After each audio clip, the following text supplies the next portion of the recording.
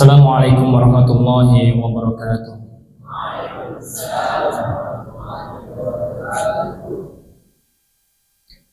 Alhamdulillah. Alhamdulillahilladzi ala ni'matil imani wal islam. Alladzi ja'ala syahra siyami alladzi anzala al-Qur'an hudan lin-nasi wa bayyinatin minal huda wal furqan. Asyhadu an la ilaha illallah wa asyhadu anna Muhammadan abduhu wa rasuluh. Allahumma shalli ala sayyidina Muhammadin wa ala alihi wa ashabihi ajma'in. Amma ba'du. Qalu subhanaka la ilma lana illa ma 'allamtana innaka antal alimul hakim. Wa tub 'alaina ya Allah innaka antat tawwabur rahim. Shadaqallahu azim. Yang kami hormati Bapak Kader Haris Putra selaku pimpinan Tua LP Al-Bayan, yang kami hormati Bapak Supriyadi SE selaku Wakil Ketua LP Al-Bayan, serta Kepala Divisi SDM jajarannya dan tidak dapat kami sebutkan, mudah-mudahan tidak mengurangi rasa hormat kami. Pimpinan unit KPTK SD SMP yang dimuliakan Allah SWT, serta Bapak Ibu guru yang dimuliakan Allah SWT, jamaah yang dimuliakan Allah SWT, segala puja dan puji senantiasa marilah kita panjatkan kehadiran Allah SWT. Sampai dengan hari ini nikmat Allah senantiasa berhubung kepada kita. Walaupun kadang-kadang kita masih suka berlaku maksiat, tetapi Allah terus memberikan nikmatnya kepada kita yang tak pernah putus. Rasa-rasanya malu kalau terus bermaksiat, padahal Allah terus memberikan nikmat. Maka itu jamaah yang dimuliakan Allah SWT, mari kita hentikan maksiat sekuat kemampuan kita. Walau kadang-kadang kita lepas kontrol, tapi terus ada keniatan untuk memperbaiki ibadah kita kepada Allah SWT. Salawat ringing salam tak lupa kita sampaikan kepada suri tauladan kita, Nabi besar Muhammad sallallahu alaihi wasallam. Allahumma shalli ala sayyidina Muhammad wa ala ali sayyidina Muhammad. Mudah-mudahan kita istiqomah di dalam meneladani sunnah-sunnah Rasulullah Muhammad sallallahu alaihi wasallam, dan mudah-mudahan kelak kita dikenal oleh Rasulullah dan mendapatkan syafaat dari Rasulullah Muhammad sallallahu alaihi wasallam. Bapak Ibu jamaah yang dimuliakan Allah SWT, wa dzakir fa inna dzikra tanfa'ul mu'minin. Dan tetaplah memberikan peringatan, karena sesungguhnya peringatan itu teramat bermanfaat bagi mereka orang-orang yang beriman. Layaknya seperti jasad, karena memang dalam diri manusia itu dari sisi basyariahnya jasad itu butuh yang namanya konsumsi yang harus dipenuhi. Bila mana jasad ini tak terpenuhi akan kebutuhannya, kira-kira sehat atau sakit Bapak Ibu? Sakit. Kalau tak terpenuhi sama sekali, tidak hanya sakit, bisa jadi mati. Kalau dipenuhi tapi sama saja yang dikonsumsi, bosan tapi manfaat, tetap hidup. Demikian halnya rohani kita, Bapak Ibu yang dimuliakan Allah SWT. Rohani kita juga harus dipenuhi konsumsi daripada nasihat-nasihat, kalam-kalam ilahi. Walaupun mungkin sama-sama materi, tapi yakin bahwa itu semua akan bermanfaat. Terlebih itu bervariasi, semakin bermanfaat. Jamaah yang dimuliakan Allah SWT, selanjutnya marilah kita meningkatkan keimanan ketakwaan kita kepada Allah SWT. Bekal yang terbaik kita menghadap Allah dan juga bekal kita di dalam kehidupan ini tak lain adalah takwa. Ialah yang akan menuntun dalam perjalanan hidup kita. Di mana ada gejolak apapun bencana, selama ada takwa, dia akan tetap tegar menghamba kepadanya. Tapi bila mana takwa tak ada, ia akan rapuh. Maka itu Bapak Ibu yang dimuliakan Allah SWT, mari kita tingkatkan keimanan, ketakwaan kita kepada Allah sesuai dengan kemampuan kita. Tak lupa pula kita senantiasa memperbaiki kualitas ibadah kita kepada Allah SWT semata di dalam kita ibadah. Mari kita tujukan murni hanya mengharap ridha Allah SWT. Karena ikhlas itu adalah ruh di dalam amal, dalam ibadah kita. Sebagaimana yang disampaikan Syekh Ibnu Athaillah As-Sakandari, beliau ingin menyampaikan kepada kita, al-a'malu suwarun qa'imatun. Amal itu seumpama jasad, seumpama kerangka yang berdiri atau patung. Wa arwahuha wujudu sirril ikhlasi fiha. Sedangkan keikhlasan adalah ruhnya yang terwujud di dalam jasad tersebut. Bapak Ibu yang dimuliakan Allah, bila mana jasad yang dia tidak bernyawa, ya harus dikubur karena mati. Bermanfaat nggak kira-kira Bapak Ibu kalau jasad yang tidak punya nyawa? Disakiti nggak bisa membela, nggak bisa menyelamatkan, nggak bisa menolong dirinya sendiri. Tapi bila itu jasad ada nyawanya, ia akan bisa membela bila mana ia disakiti, bila mana dihina, dan ia akan bernilai. Demikian pula amal-amal kita, laksana seperti patung atau jasad atau boneka.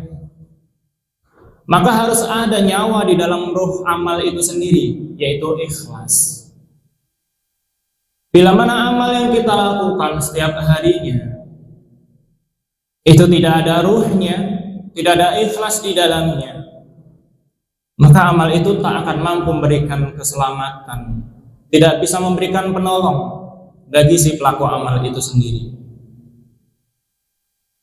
Melalui puasa Ramadan ini, mari kita memperbaiki kualitas amal ibadah kita semata murni karena Allah SWT.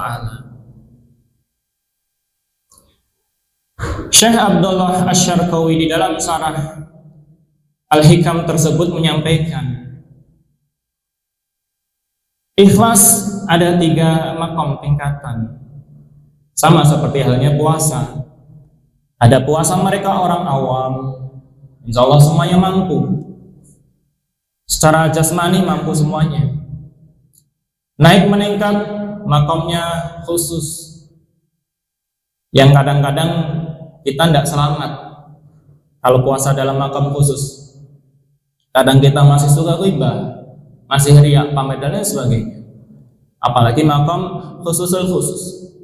Nah, demikian halnya dalam hal ikhlas. Beliau menyampaikan ada 3. Yang pertama, keikhlasan para mereka ikhlasul abid, yaitu ikhlasnya para ahli abid, yang mereka ibadah kepada Allah SWT sudah mampu menghilangkan rasa riya dari dirinya, sudah mampu menghilangkan dari tujuan-tujuan duniawi, ingin memperoleh kehormatan, ingin memperoleh pengakuan, semua itu sudah tersingkirkan dari mereka para pelaku keikhlasan abid. Namun demikian, keikhlasan para abid, beliau sampaikan, mereka melakukan amal ibadah tersebut sudah lepas daripada keinginan duniawi, tapi masih ada keinginan amal ibadahnya itu seolah sebagai nisbat, supaya aku beramal nanti memperoleh pahala, aku beramal supaya terhindar dari iqab siksa daripada Allah SWT. Sehingga seolah amalnya menjadi daya tawar, bila mana dia beramal banyak, dia harus masuk surga, terhindar dari siksa. Tapi nanti lain halnya dalam kondisi-kondisi tertentu, Yang masih makom di sini, bila mana kekecewaan itu muncul dalam hati, nanti juga akan berpengaruh kepada amal. Bapak Ibu yang dimuliakan Allah SWT, dia akan semangat kalau hatinya, kondisi batinnya itu semangat, tapi akan redup bila mana kondisinya sudah ada kecelakaan atau juga redup. Tapi ini sudah bagus, karena sudah ikhlas, sudah terhindar dari keinginan dunia. Kalau kita tidak tahu, mungkin masih jauh dari itu. Kalau kita beramal, harapannya masih memperoleh balasan dari sesama, masih berharap terhubung kepada harapan makhluk. Maka Allah SWT sampaikan, "Man kana yuridul ajilata ajjalna lahu fiha." Siapa yang mengkehendaki kehidupan sekarang duniawi, kami segerakan baginya di dunia ini apa yang kami kehendaki. Lau fiha man nasya'u liman nuridu tsumma ja'alna lahu jahannam. Dan bagi siapa yang kami kehendaki kemudian kami sediakan baginya neraka jahanam. Yaslaha mazmuman madkhura. Dia akan memasukinya dalam keadaan tercela lagi terhina-hina.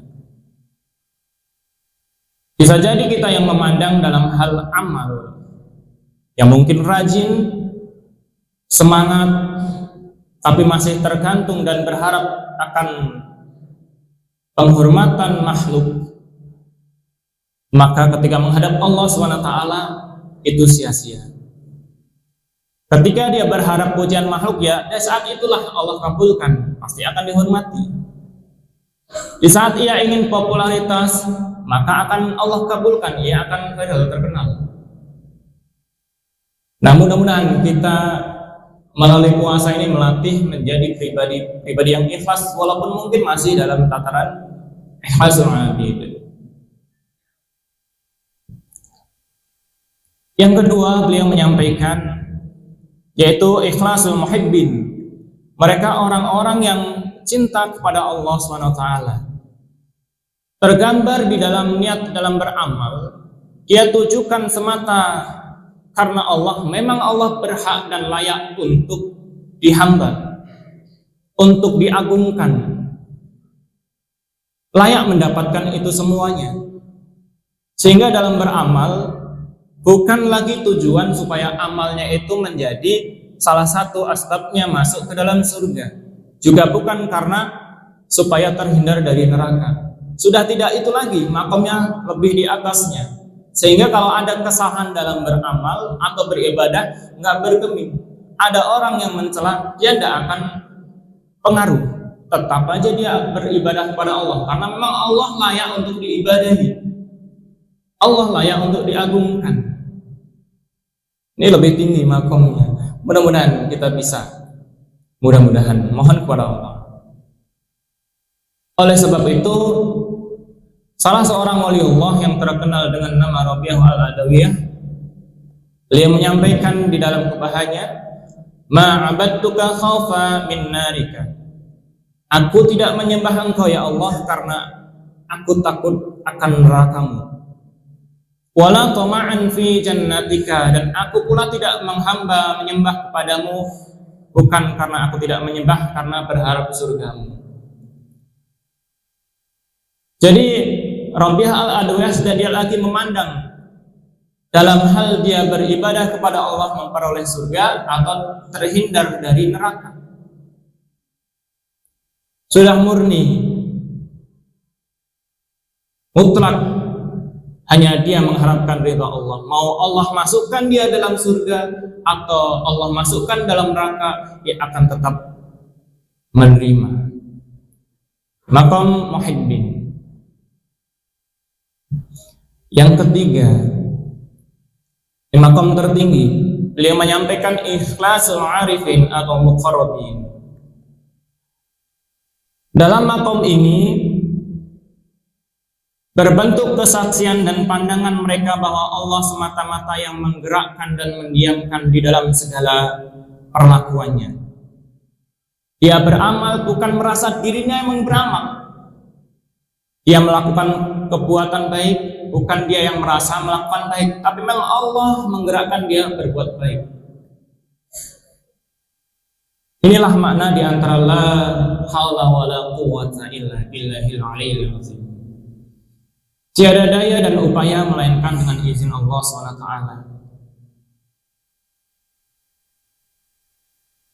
Dimanapun posisinya, semuanya sudah ternilai di sisi Allah SWT. Hanya saja mungkin nilainya beda-beda, tapi sudah bagus. Sudah tidak lagi keinginan-keinginan rendah duniawi. Maka itu ikhlas murni. Apa yang ada di dalam tujuan amal ibadah murni untuk mendekatkan diri kepada Allah SWT. Murni itu tidak bercampur dengan sesuatu yang lain. Kalau ada susu dicampur dengan kopi, namanya kopi susu. Kalau kopi dicampur dengan gula, kopi gula, sudah tak murni lagi. Nah, kopi kalau warna hitam, kopi hitam. Rasa susu. Sehingga murni. Ini sepadanan saja Bapak Ibu yang dimuliakan Allah. Di dalam Al-Quran memang ada bahasa-bahasa murni. Labanan khalisan, susu yang murni. Allah berfirman itu di surat An-Nahl, kami bacakan. Wa inna lakum fil an'ami la'ibrah.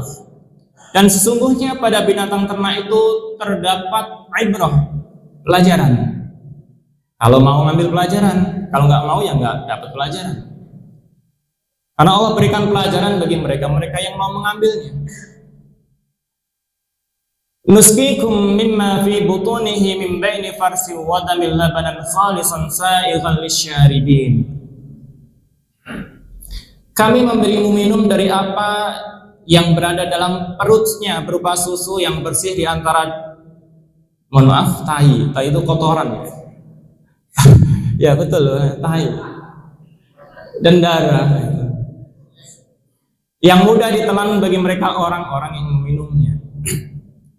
Labanan khalison, susu yang murni. Tentunya dia memberi nutrisi bernilai tinggi bila mana dijual. Semua kalangan bisa jadi suka, tidak hanya anak-anak, remaja, mungkin bapak-bapak juga suka susu murni.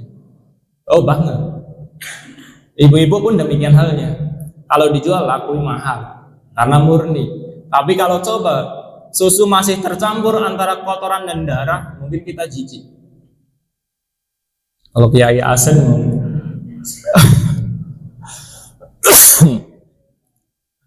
susu murni harganya mahal, menyehatkan lagi. Masya Allah, siang-siang lagi. Demikianlah halnya amal. Bila mana amal itu murni karena Allah, bernilai tinggi di sisi Allah.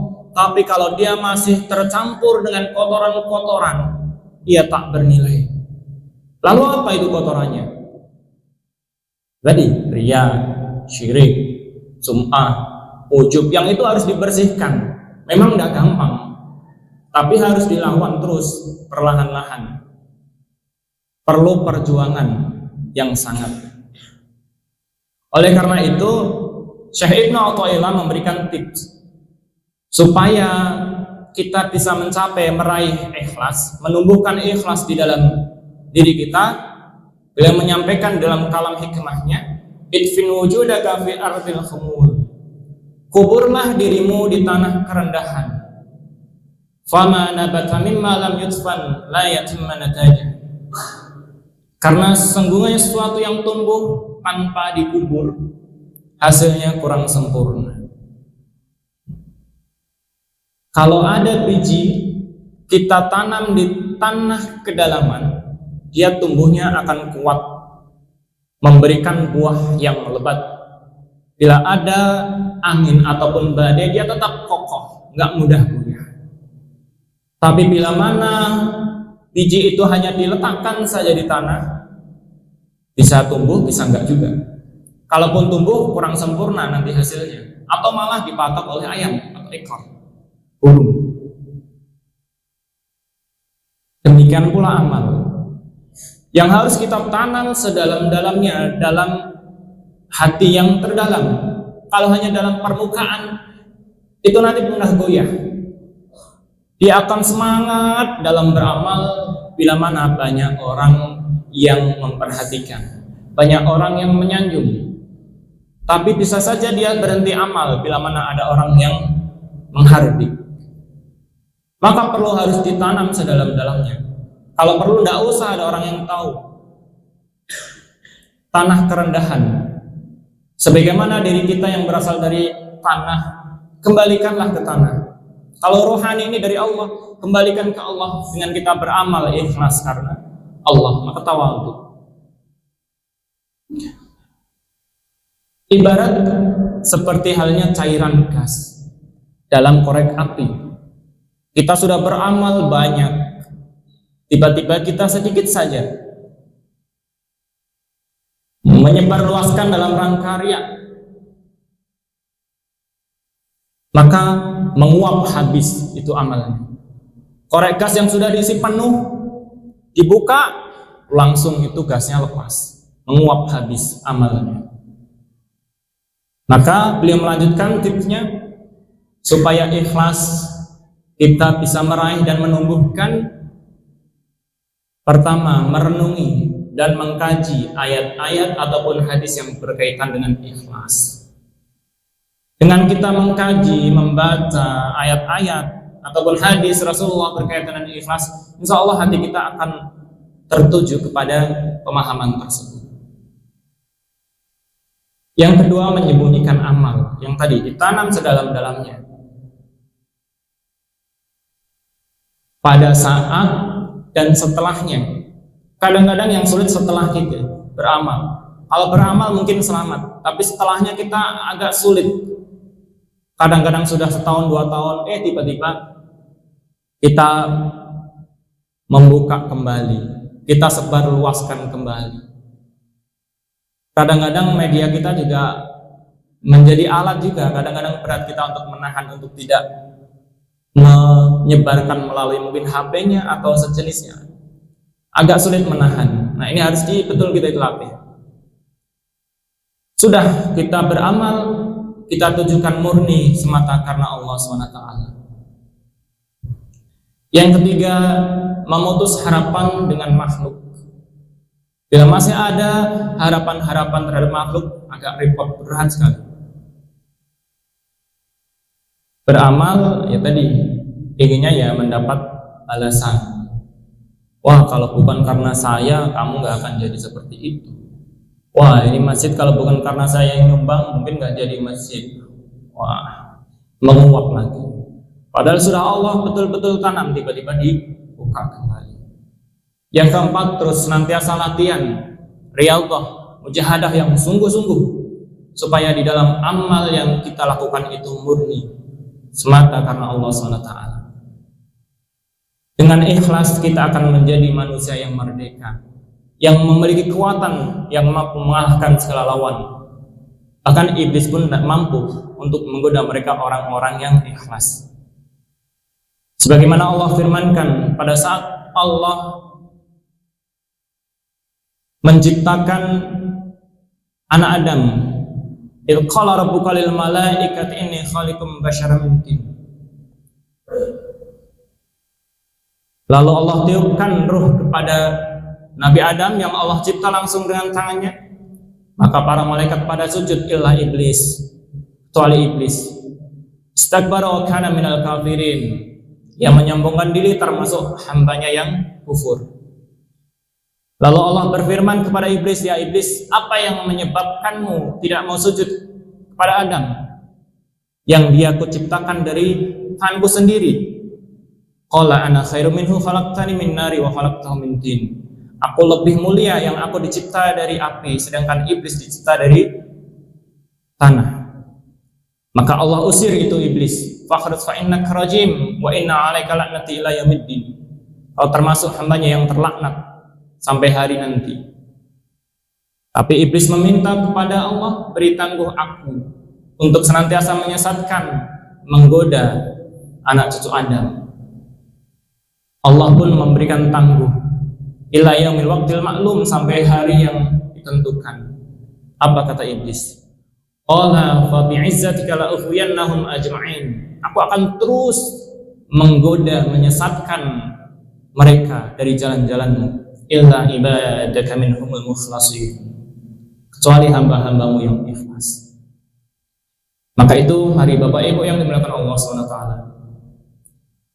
benahi niat kita di dalam ibadah kepada Allah, menuju kemurnian ibadah semata karena Allah. Putuskan harapan karena makhluk, sembunyikan tanam sedalam-dalamnya. Walaupun mungkin kita masih berat dan susah, tapi berusaha, insya Allah Allah bimbing, mudah-mudahan. Sudah cukup Bapak Ibu? Satu lagi, ada kisah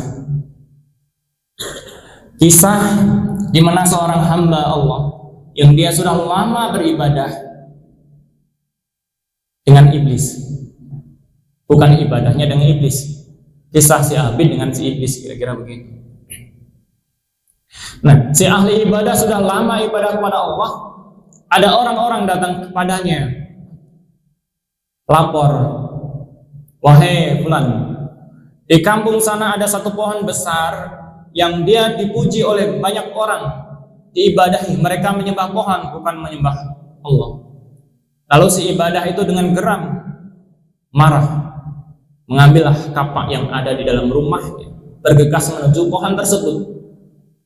Dalam perjalanan bertemu seorang kakek tua, yang tak lain itu sebenarnya iblis menjelma. Wahai si fulan, hendak kemana engkau? Aku hendak ke sana. Di sana ada satu pohon yang katanya disembah oleh banyak orang. Loh, apa urusanmu? Kamu ibadah saja kepada Allah, mereka biarkanlah menyembah pohon, kata si iblis. Saya meninggalkan ibadah menuju ibadah yang lain, karena aku melakukan ini adalah ibadah. Terus berusaha iblis menghela. Akhirnya terjadilah perkelahian antara iblis dan si Abid atau si fulan tersebut.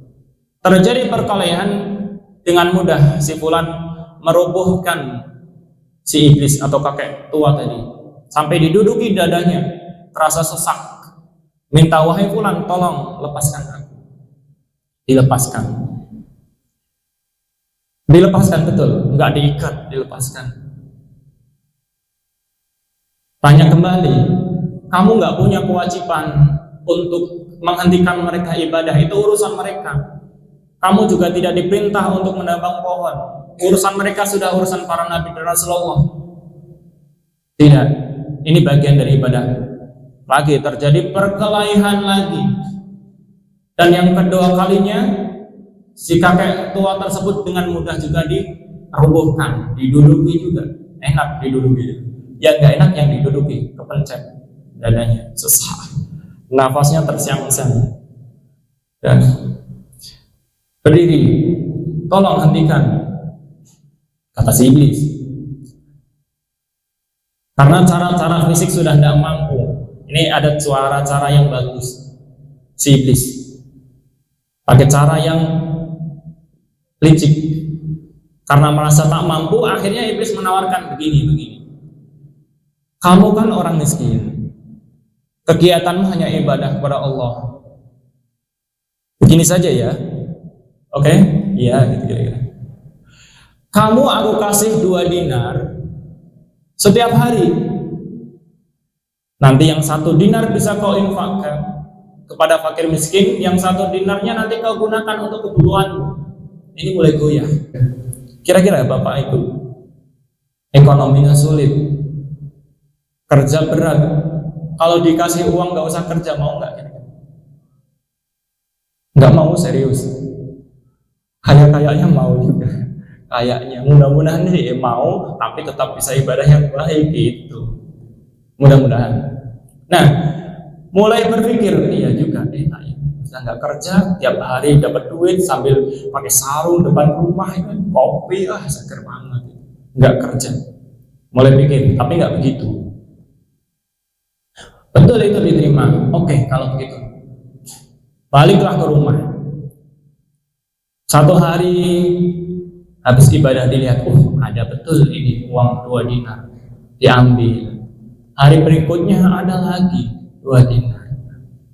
Tapi hari ketiga sudah tidak ada, marah. Tapi marah bukan karena ingin mendapang pohon karena Allah, marah karena dinarnya sudah tidak ada. Ambil kapak lagi, bergegas menuju pohon. Ditemui kakek lagi. Kamu hendak kemana? Aku akan menebang pohon itu. Oh, tidak bisa, nggak semudah itu. Lawan dulu, langkahi mayatku. Itu bahasa kita aja. Terjadi lagi perkelahian, tapi dengan mudah si fulan yang ahli ibadah itu dirobohkan sama kakek tua tadi dan ditindih sampai kesakitan merintih. Tolong lepaskan aku, kira-kira begitu. Dilepaskan. Bingung si fulan, tanya, kenapa kamu dengan mudah pada saat pertama dan kedua aku merobohkanmu, sedangkan di kali yang ketiga aku tak mampu, dan kamu sebaliknya dengan mudah merobohkanku. Oh, gampang. Kamu pertama dan kedua karena kamu ikhlas ingin merobohkan pohon itu karena Allah, sedangkan di kali yang ketiga bukan lagi karena Allah, tapi karena dinar 2 yang aku selipkan di bawah bantalmu. Nah, mudah-mudahan puasa melatih kita menjadi pribadi yang ikhlas. Sebab keikhlasan ini Allah langsung yang memberikan rahasia dan Allah yang akan membalasnya. Layaknya puasa wa ana ajzibi. Dan mudah-mudahan puasa kita dan juga amalan ibadah yang lainnya murni, tidak ada campuran yang lain, tidak ada kotoran-kotoran yang mengotori, sehingga apa yang kita ibadahkan diterima dan diridhai Allah SWT. Amin amin ya rabbal alamin. Demikian, mudah-mudahan memberikan manfaat. Kurang lebihnya mohon maaf. Kita akhir dengan berdoa. A'udzubillahi minasyaitonir rajim. Bismillahirrahmanirrahim. Allahumma shalli ala sayyidina Muhammad wa ala ali sayyidina Muhammad. Allahumma rabbana taqabbal minna salatana wa siyamana wa qiyamana wa ruku'ana wa sujudana wa tadarru'ana wa tafassuna wa ta'abuna wa taksiruna ya Allah ya rabbal alamin. Rabbana atina min ladunka rahmatan wa hayyi lana min amrina rasyada. Rabbana atina fid dunya hasanah wa fil akhirati hasanah wa qina adzabannar. Walhamdulillahi rabbil alamin. Terima kasih. Assalamualaikum warahmatullahi wabarakatuh.